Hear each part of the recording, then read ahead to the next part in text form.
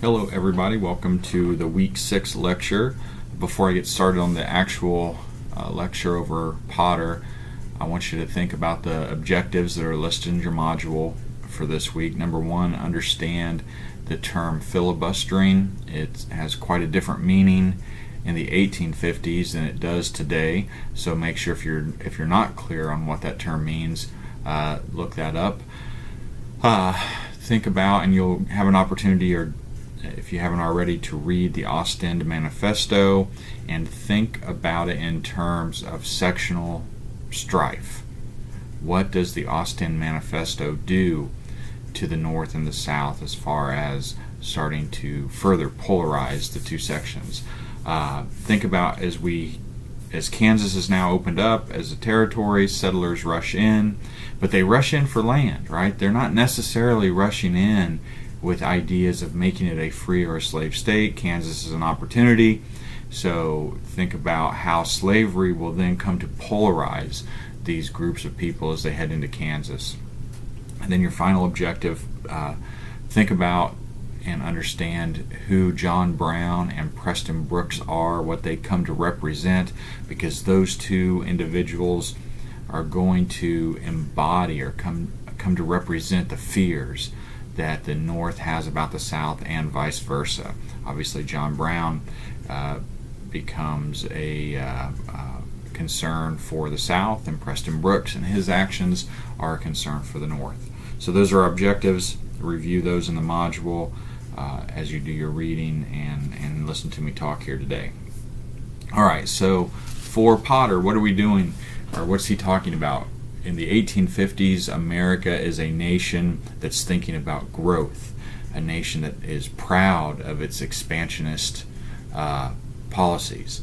You know, we want to expand our nation from coast to coast. We've continued to do it. We did it with the Louisiana Purchase, the Northwest Ordinance, now with the Mexican Cession. So we're headed west, right?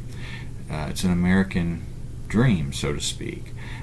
Couple that with this idea of popular sovereignty. These are really two cornerstones of America, right? Growth, expansion, and democracy. And that's what we're doing as we go into the 1850s.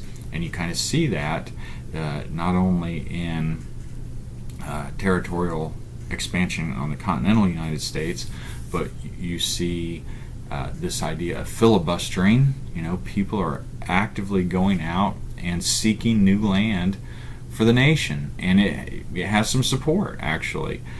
This idea of filibustering, it's supported by the citizenry to an extent. It's supported by the government to an extent.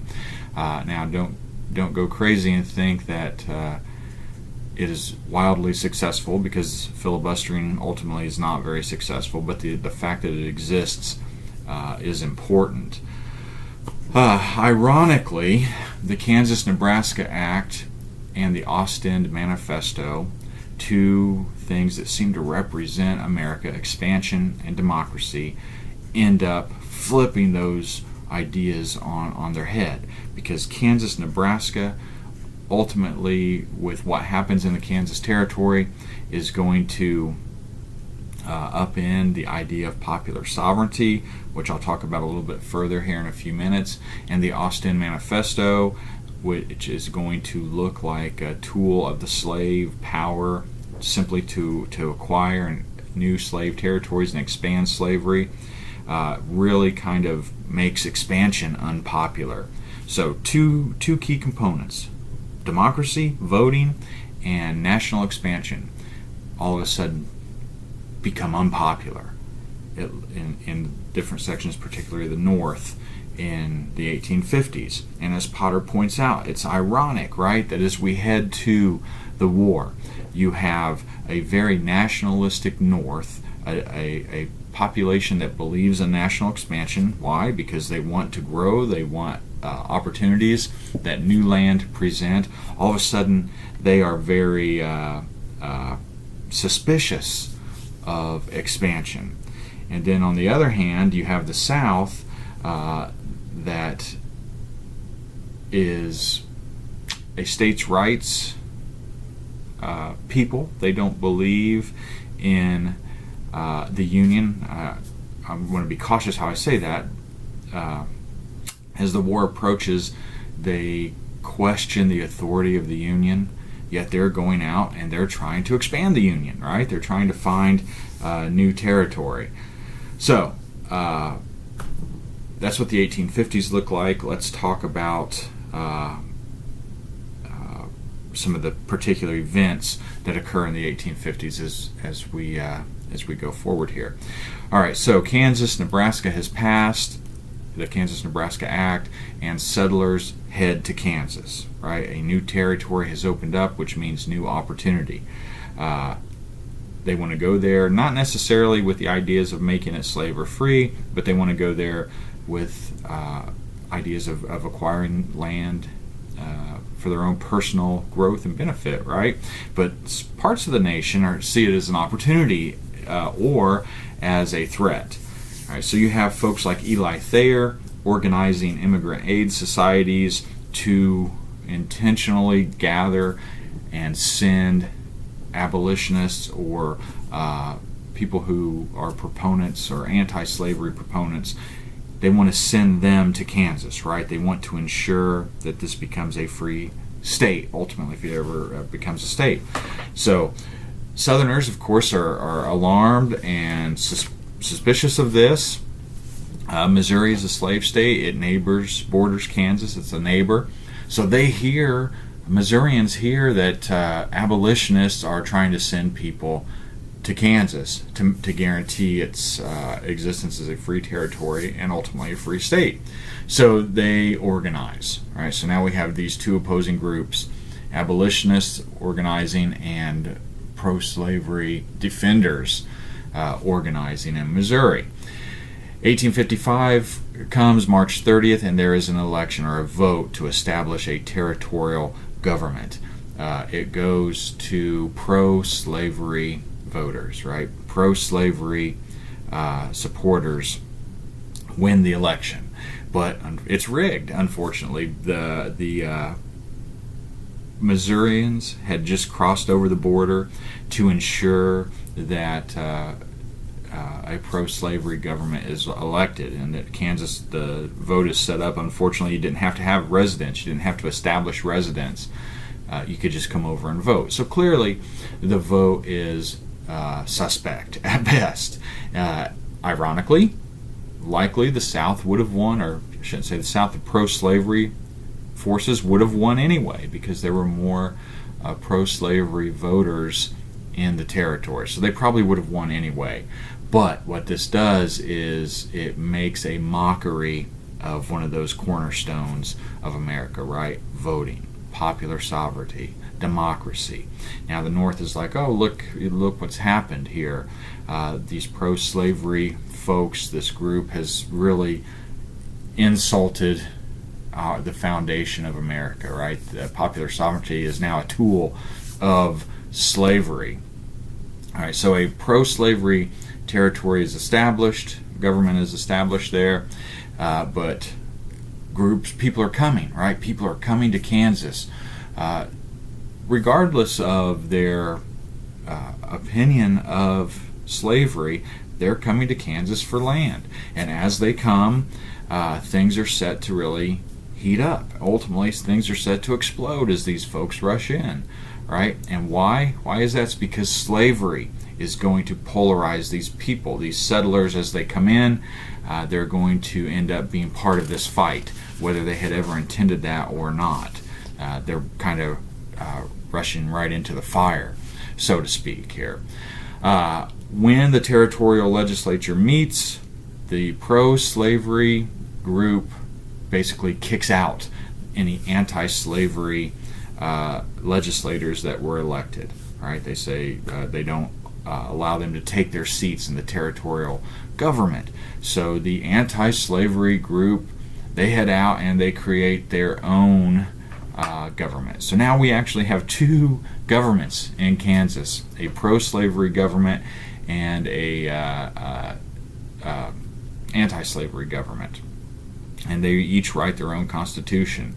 They each set up their own government, one in Lecompton, one in Lawrence.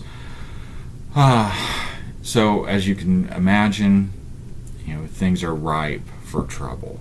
You have two governments, pro-slavery, anti-slavery, set up. You have a rush of settlers coming in from all over. North, south, people are coming to Kansas, and we're going to see some problems, which you may know is going to be called Bleeding Kansas because of the violence that's getting ready to happen.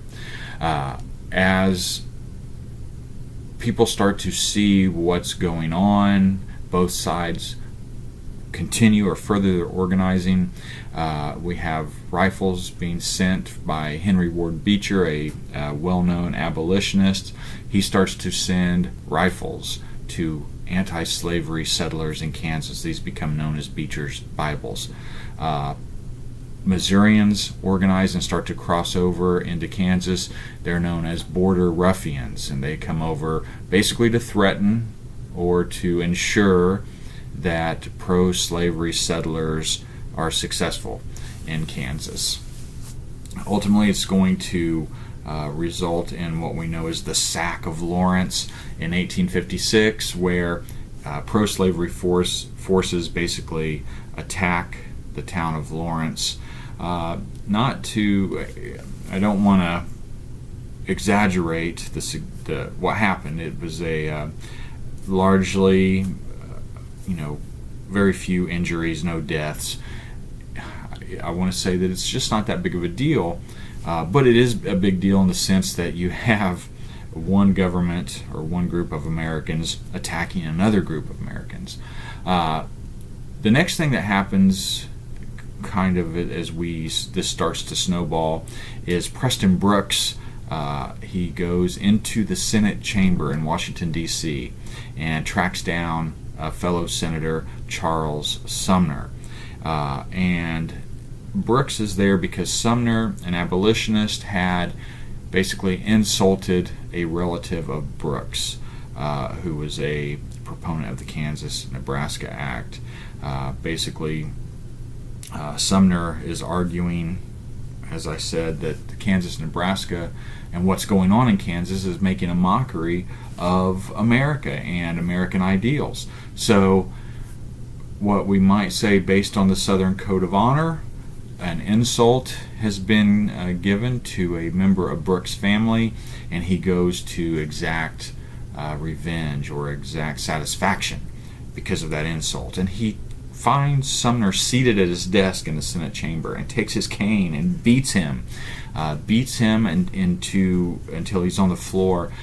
In Sumner's attempt to escape, he actually ripped his desk, which was attached. It was screwed into the Senate floor. He rips it out of the floor trying to escape, and he leaves bloodied and battered and goes home and does not return to the Senate for over a year. And think about this, happens in our federal government, happens in the Senate, right, in the actual Senate chamber.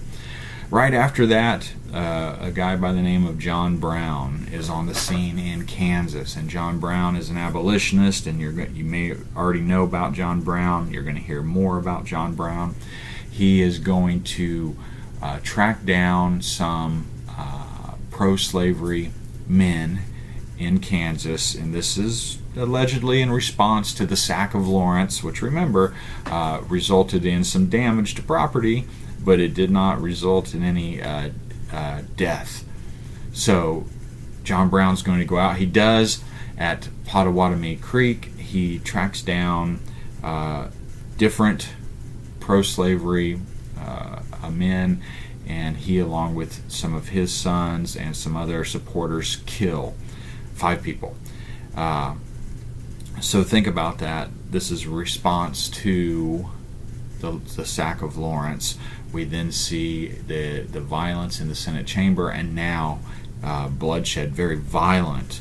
He hacks them to death with broadswords, some of them. So it's all of a sudden things have turned very, very ugly in Kansas. So you can see why we call it Bleeding Kansas. But with that said, over the next couple of years, there will be about 50 deaths, give or take, related to the struggle or the battle between pro-slavery and anti-slavery forces in Kansas. So yes, definitely significant. 50 people, maybe a few more, die. So you can't argue the significance of Bleeding Kansas. However, is it Civil War? Some might argue that it is. Is it? Does it rise to the level that it's going to be portrayed as Bleeding Kansas? That's a debatable argument. And what's interesting is Northerners seize on what's happening in Bleeding Kansas, and they make it they wage a very successful propaganda war with what's going on in Bleeding Kansas. They are writing about things like the Sack of Lawrence. They are writing about the John Brown's Potawatomi Massacre. They are writing about the caning of Charles Sumner. And as you can imagine, I said Northern newspapers are really doing a good job. How are they spinning that? They're spinning that to look like, wow, the anti-slavery group in Kansas, they're bloodthirsty. They stop at nothing to expand slavery. And these people like John Brown, they're out there fighting a war against slavery. Some might say a holy war. That's very important that John Brown is going to be associated, or what he associates his struggle with. So as we move forward, think about, how successful is the North in spinning this Bleeding Kansas to an anti-slavery view or perspective. All right, so as we approach the war, as we head to 1860, the end of the 1850s, several things have happened, right? The Compromise of 1850, you had the Fugitive Slave Act that is offensive to Northerners. Then you have the Ostend Manifesto and the Kansas-Nebraska Act, which, again, the North is like, this is bad for anti-slavery, right? This is bad for those that support or do not support slavery. All these things seem to be benefiting the South. The Fugitive Slave Act benefits the South. The Kansas-Nebraska Act, with the way popular sovereignty has worked, is benefiting the South. The Ostend Manifesto, if we seized Cuba, benefits the South, right? So the South seems to be winning politically, but as I've mentioned, hopefully I feel like I ramble sometimes, but the North is getting a hold of the propaganda side of the war, or the propaganda side of the issue, right? So as we move forward, we'll see that happen. And your journal, you're going to get an opportunity to kind of view that this week. You got some newspaper articles to read, a couple of them when you write your journal, and you'll see how these issues are portrayed in Northern newspapers and Southern newspapers. So it's really kind of fascinating as we go forward. I'm looking forward to hearing from your characters as they take in this information. How do they feel about it? All right. As far as Johnson this week, his chapter really it dealt with something that we've been talking about. I'm not going to linger on that too much, but turning human beings into property, right? And as we move on next week, you're going to see how slave traders start to, assign race, or race becomes a factor in turning people into property. All right, I think that's it for me. I always feel like I'm leaving stuff out. I hope not, but I try not to make these videos too long. So if you have questions, please let me know. Again, I look forward to your journals this week. I think it's going to get really interesting to hear from your characters, because some of these issues are really starting to heat up as we rapidly head down the road to war. Okay? All right, have a great week. Talk to you soon.